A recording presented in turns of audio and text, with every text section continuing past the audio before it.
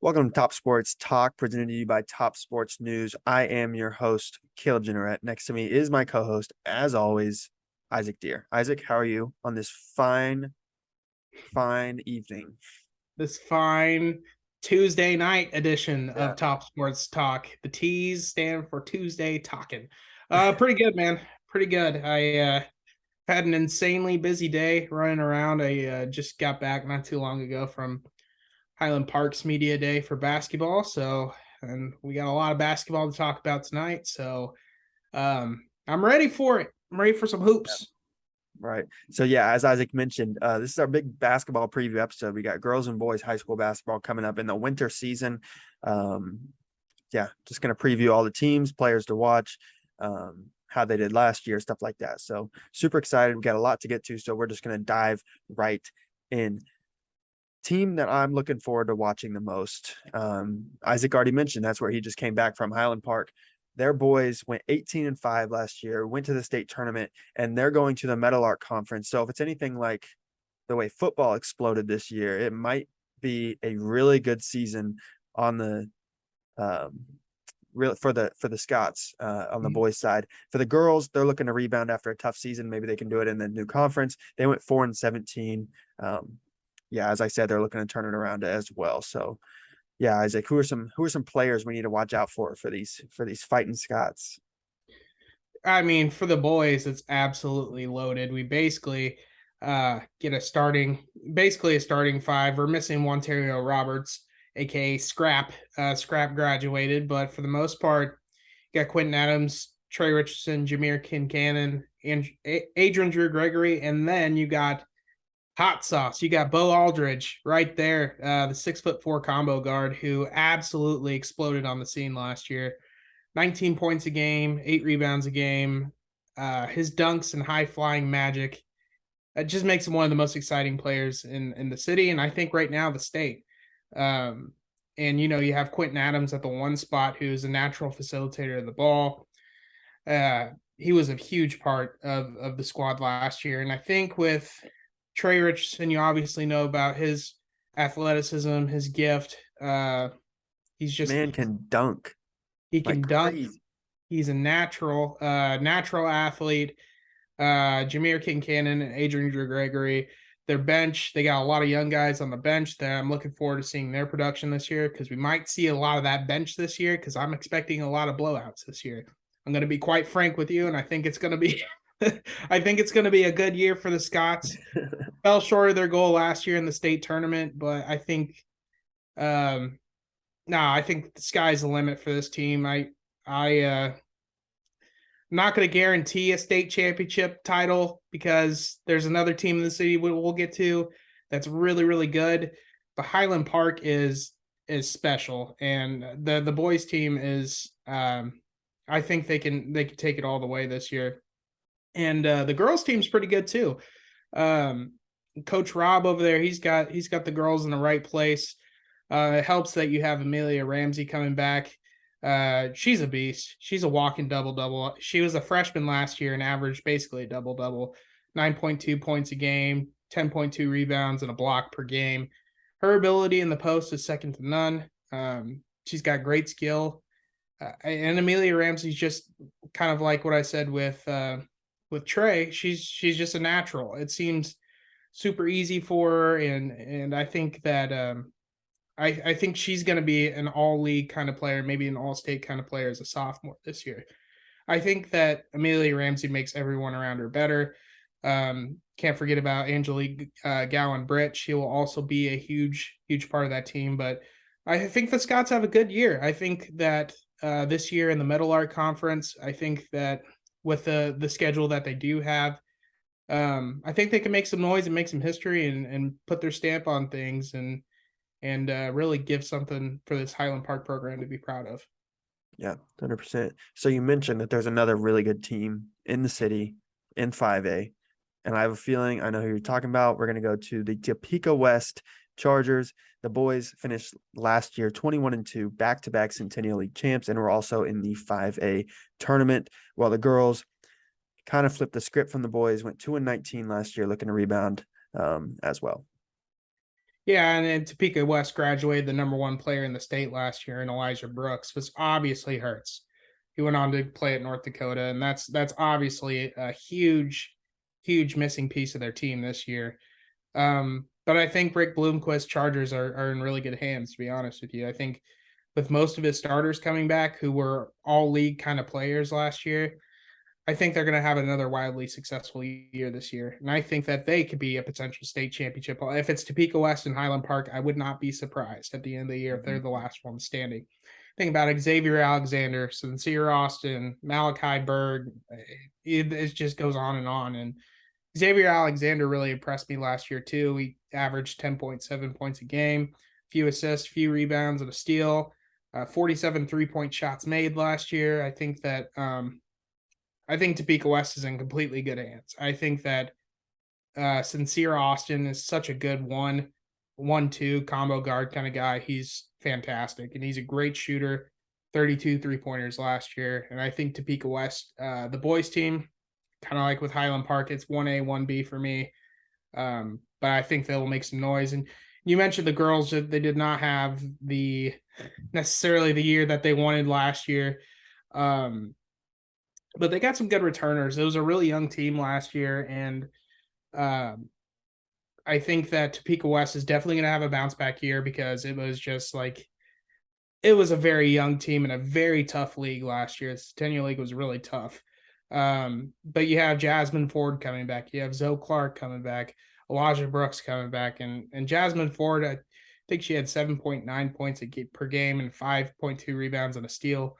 I think she might have been the leading scorer, but all 5 starters are coming back, which is great news for Topeka West.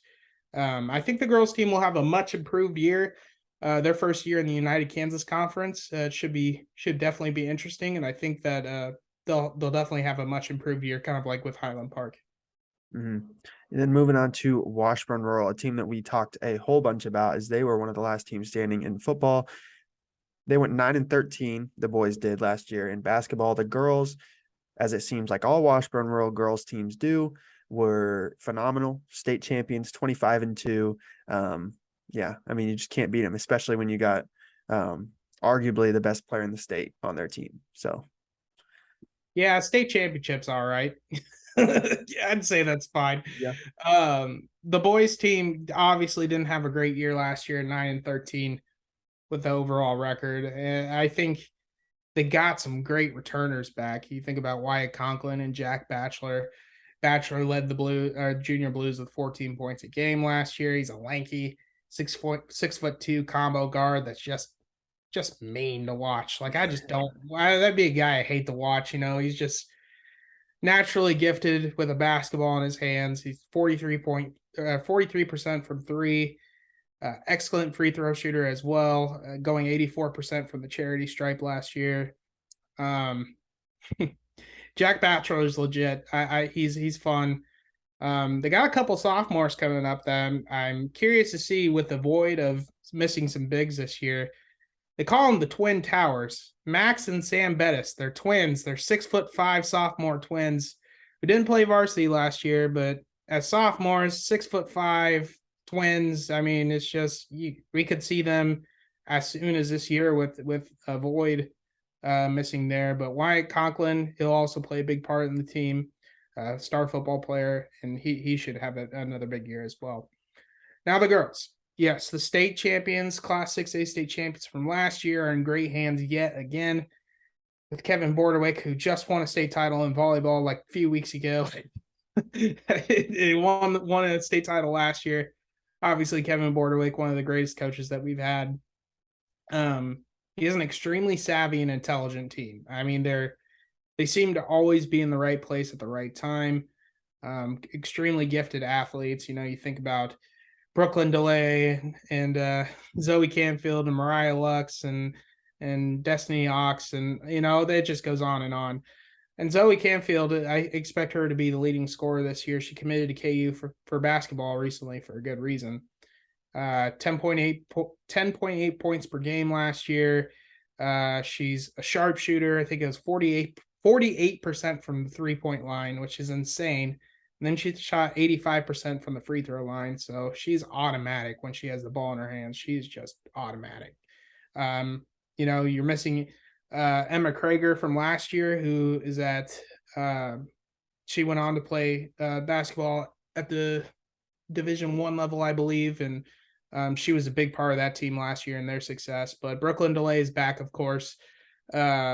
She opted to play basketball instead of opt out before she went to Kentucky to play volleyball, which is great for us. Love that. I can't wait to watch her play basketball for another year. 11.9 points per game last year and 7 boards. It's pretty impressive. Pretty impressive stuff. And Canfield's going to get some shooting help too. Mariah Lutz is a really good 3-point shooter. She's the point guard of the team, and she's a really gifted 3-point shooter too. So I'm excited to see what the Washburn Lady Blues will be able to do this year. Definitely excited to watch. Seaman, who went on an amazing run last year, winning their last 11 games, returning 5A state champions on the boys' side, and then the girls 16-6, and return some very key talent to have even a better year than they did last year. So looking forward to watching Seaman because they're going to be exciting. Yeah, I agree 100%. The 5A state champs from last year. The Centennial League was so tough last year. You think about Topeka West and Highland Park and Seaman last year. Seaman wasn't even really a thought for the state title. They went to the game. They got hot at the very end of the year. They're 18-7, which wasn't as good of a record as Highland Park and Topeka West, but they were on top. They were on top of the mountain, and for a good reason. They played really, really good basketball late in the season. And part of that comes from shooting guard Caden Bonner, 3-point dagger artist. He averaged 13 points per game. And kind of like what I said with Zoe Canfield, when Caden Bonner has the ball, he's automatic. And he was a huge part in that run last year to win the state title. Aaron Davis is coming back, who also had a great late part of the season.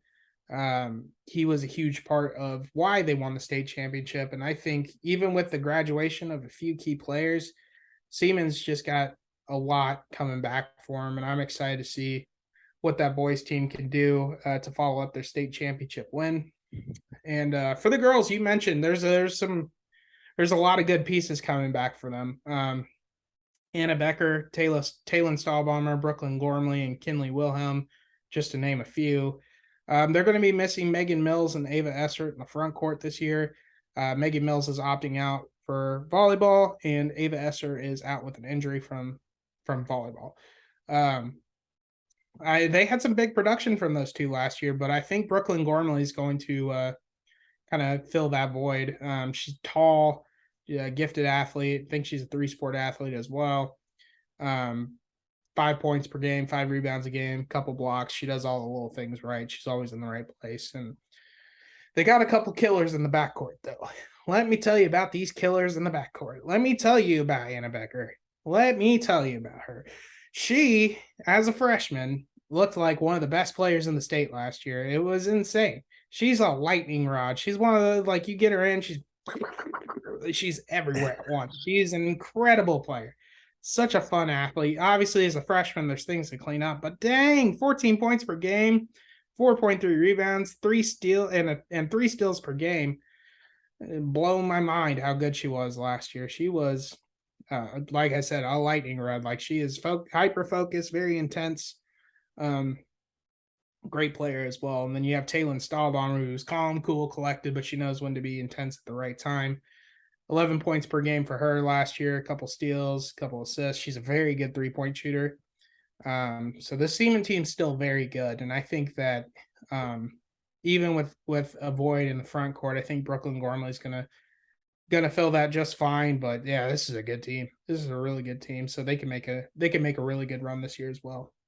Then moving on to Shawnee Heights, whose boys had not really a disappointing year, but 14-8. They're returning one of their best players and one of the best players in their league, in Brennan Dodge. And then the girls had a little bit less of a successful year, going 10-11 on the season, looking to rebound there.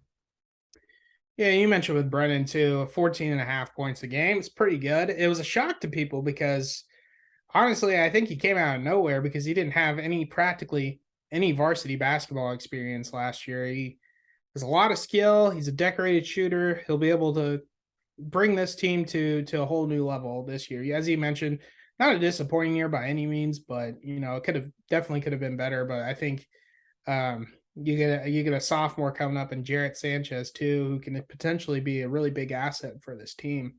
A 6'3" wing.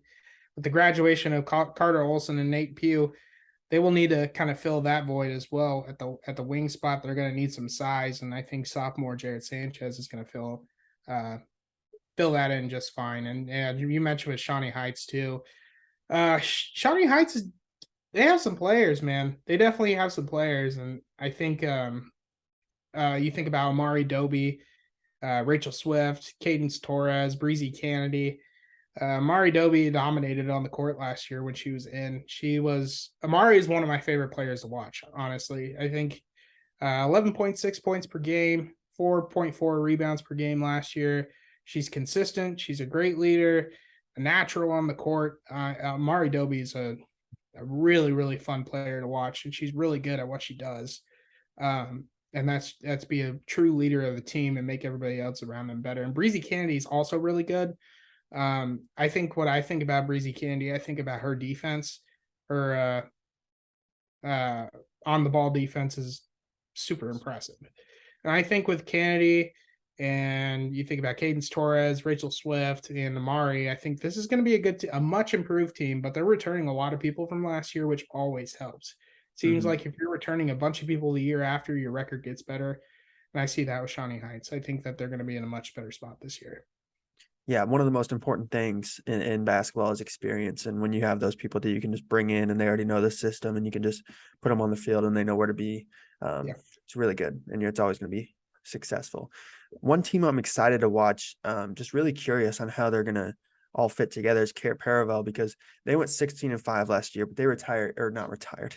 They graduated a lot of guys. And it's actually interesting because some of the players they're going to lean on this year is the younger brothers of those best players last year. So excited to see how they do. Also excited to see how the girls do, as they went 11-8 on the year, looking to get a little bit better there. So it's going to be fun to watch.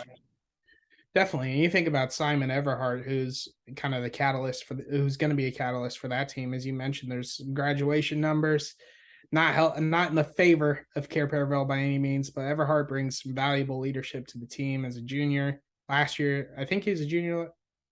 No, I think he's a junior this year. Yeah. Valuable player. He was one of the leading shot blockers as a sophomore. He was a big part in the success last year that Care Paravel did have. They played really well, 16-5 record. So I think with Simon Everhart and Evan Will, it's going to be good. I think the first year of Coach Trey Brown, I think is going to be a good one. He's going to bring the right leadership and the right skill set to what Care Paravel needs this year after after that big loss in graduation. I think Trey Brown getting in there with that young group is perfectly timed. I don't think it could have been timed any better. And then on the girls' side, if I'm thinking about key returners, I'm thinking about Allison Schwartz. She'll step into some big shoes this year, kind of like with the boys' team with graduation. Schwartz is going to have to step in the shoes of Jaylee Barkley, who just exploded on the scene last year. She's at Sterling now. But Schwartz she was the second leading scorer on the team behind Barkley. I expect her to have the load of the production this year for an extremely young Care Paravel team. But Schwartz really impressed me last year, and I think she's going to be a really good leader for that team. Mm-hmm. Then moving on to the Silver Lake Eagles, they went 7-14, going to lean heavily on senior Troy Hyman to improve on that record. And then the girls, really good season for them last year. Finished third in the state, finished with a 24-2 record, looking to build on that great success they had. Yeah, definitely. And I think the boys, obviously, wasn't the year that they wanted, for sure, but Troy Hyman coming back is a huge component of that team. They're definitely going to look to improve on that 7-14 record. I think Troy Hyman might have been all Mid-East League first team last year Yes. as well. So Yeah. I think the size of Troy Hyman, you obviously know his skills in football. Mhm. He's just as good of a basketball player too. So I think he's going to be a huge part in their turnaround this year. And then for the girl, okay, I can't wait to talk about this girls team. As much as I'm excited about Washburn Rural girls basketball, this team right here, this is the team. I hold on. Let me do something real quick. I gotta write something down real quick. If you can see here in a second, I'm going to have something very. You're gonna want to know this. Can you see that? Oh, there you go. Yep. State. Not a doubt in my mind, this team is going to win a state championship this year. You can mark my guarantee. You can TikTok that. You can Insta chat it. You can face block it. I don't care. They are going to win a state championship this year, and I'm not even going to blink twice on that because they were third place in the Class 3A tournament last year, right? A very young team, very, very, very, very, very young team. They're all coming back. Every single one of those starters are coming back. Mariah Farmer, McKinley Kruger, Cabron Kruger, Mackenzie McDaniel, Taylor Ross, they're all coming back. And you got bench production from Kaylee Dieter as well. It's like, no way they don't win this year. McKinley Kruger was outstanding last year. I think she had 12.1 points per game, few rebounds, few assists, and a steal, gifted score. She's extremely unselfish with the rock. Then you got Cabron Kruger, who can just nail it from behind the 3-point line. An elite scorer, just a dagger artist. She's absolutely lethal with the ball in her hands. And then you get Mariah Farmer, who's a great facilitator. She's a great scorer. She can feed it to the open player with the best of them. If Farmer usually operates the way that she does, they dominate. Obviously, with the 24-2 record, and basically they're all sophomores last year. And then, oh man, then you got junior Mackenzie McDaniel down in the paint, who's a walking double-double, 15.5 points per game, 11.5 rebounds per game, 2 blocks per game. She's a stud, man. She's a stud. An amazing low post moves, and then when she's getting just absolutely covered by the whole team, she just tosses it over to Taylor Ross, another starter who's going to go right in there and capitalize with her 9 points per game and her 6 rebounds a game. She's just got float it up. Dude, this team is good. They are good. Very, very good. And I think state champs all the way.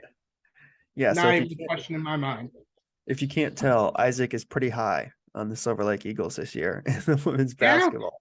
TikTok it, whatever you want. I don't care. This is the team to win the whole dang thing. And I'm not even blushing. I'm not even going to reverse my take on anything. I don't care. This team's winning it all. Changed my mind. There you go. There you go. You heard it here. Heard it here first. Yep. Moving on to the Topeka High Trojans. The boys struggled last year, going 4-17, but the girls had a successful year, made the state tournament, won the Centennial League, and as we mentioned, Centennial League is really tough. Finished 20-3 on the year, looking to capitalize on that. Yeah, Topeka High has some good returners as well. Mason Gomez, Isaiah Lyons, and Bryson Thrasher are all really good players. I really was impressed with Isaiah Lyons last year. He had 26 3-point shots made. I think he shot 78% from the free throw line as well. Thrasher was great shooting. I think he had a decent free throw percentage as well. Mason Gomez is a complete athlete, and I think Topeka High, boys and the girls programs both got new coaches. So maybe something fresh will be good for that boys team, especially with the year that they had last year. It wasn't great by any means, as you mentioned, but the girls team's going to be really good as well. There's a lot of great basketball in this city and this county in general. Topeka High is one of those teams. The girls team, I'm just like, yeah, they're it. What did they say? Himothy. That's that. I'm Topeka High is really, really good at basketball. You got Kiki Smith coming back. You got Faith Shields coming back. You got Addison Carroll, Illinois softball commit coming back. Faith Shields also committed to UMKC for basketball. Addison Carroll, when softball season comes around, I'm gonna lose my mind because she's a player. But oh my goodness, is Kiki Smith good at basketball? Let me tell you a little something here, Caleb. 18 points per game last year, 4.4 rebounds per game last year, 4 assists per game last year, and 4 steals per game last year. That is, yeah, that is a good basketball player. She must be a headache to guard. She is a potential Division I prospect who has started all 4 years. She's going to lead this. She led the city in scoring and assists last year, and she also hit the 1,000 career point mark last year as a junior. Obviously, missing Tay Thomas this year is going to stink. But I think Faith Shields, because Faith Shields can shoot the ball really, really well. Faith Shields is a really good player. And Addison Carroll down in the paint. I think Topeka High, one thing that they were missing last year was a post presence. So hopefully that they maybe will have something going this year. Addison Carroll, kind of a forward. She's not the tallest, but Addison Carroll is a great athlete. As I mentioned with softball, once softball season comes around, Addison Carroll's just going to be, I mean, she's awesome. But Topeka High, really good. I think this girls' team is going to make a lot of noise yet again. The boys' team is definitely gonna improve. I think with the new coach, new flavor, everything else. I think Topeka High is on the up and up. So I think it'll be a fun year for both girls and boys teams. Yeah, definitely. And as we mentioned, we keep mentioning it. The Centennial League is tough. So listen to this, Hayden. They always have a good basketball program. They went 10-18 last year, but they finished 4th in the state in 4A. That's ridiculous. And when you got big guy Joe Otting in there, Notre Dame football commit, no one's going to mess with him just because he's probably going to be the strongest person on the court every single time they play. And then the girls finished 500 on the year, going 11-11. Looking forward to watching both these good teams play. This is kind of like my Silver Lake thing here with the Hayden Wildcats. This boys team is really, really good. Yep, I'm gonna do it. I'm gonna do it right here. Wayne Paul's Wildcats are going to win the state championship, and I'm not hesitating on that at all. Hayden went an outstanding, as you mentioned, didn't have the best record, but that didn't matter. They're underdogs in this tournament. They make it. They win sub-state. They upset Eudora. They upset everybody that they saw, but it wasn't an upset. They played in the Centennial League last year, and then nothing was an upset at that point. They got it going late, and that's all that matters. So they were an unlikely favorite. They defied all odds and made a deep run. And I think this year with Joe Otting, with Jake Moeller, yeah, this is a good team. This is a really good team. And they got a couple of transfers from Topeka High. Mr. Cameron and Jacob Deister, I think they could play a role in the team this year. But this Hayden Wildcats team is going to win a state championship. No hesitation. No. Man. 0. Man. Dwayne Paul's Cats, they're taking it. So that's my prediction there. And you mentioned with the girls team. Girls team did not record-wise, 500. That's fine. It's not horrible. Also, really young team, but they graduated Carly Stuckey and Macy Smith, who were really great guards for that team last year. But yeah, Briley Meyer, Lauren Sandstrom, Jill Leonard, and they got a bunch of young players: Reagan Husher, Avery Grunert, Bella Reed, Noella Cruz. They're all coming up, but Briley Meyer was the biggest surprise by far, I think, of all girls basketball last year. As a freshman, she just emerged as a star. And I think as a post, she was able just to snag a bunch of boards, be at the right place at the right time, shoot the three, and just nail her free throws. And I think that front court will be stellar with Lauren Sandstrom back. Sandstrom's such a complimentary piece for that team, and Sandstrom just does it all.